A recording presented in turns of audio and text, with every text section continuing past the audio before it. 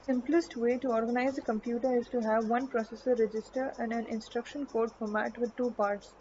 The first part specifies the operation to be performed, and the second specifies an address. The memory address tells the control where to find an operand in memory. This operand is read from memory and used as the data to be operated on together with the data stored in the processor register. The figure depicts this type of organization. Instructions are stored in one section of memory and data in another.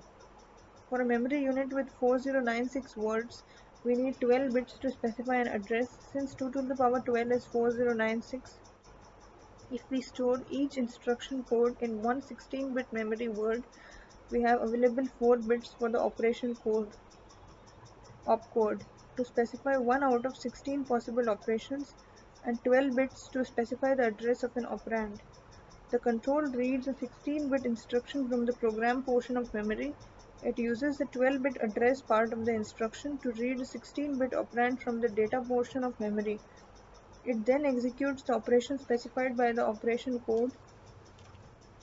Computers that have a single processor register usually assign to it the name accumulator and label it AC. The operation is performed with the memory operand and the content of AC.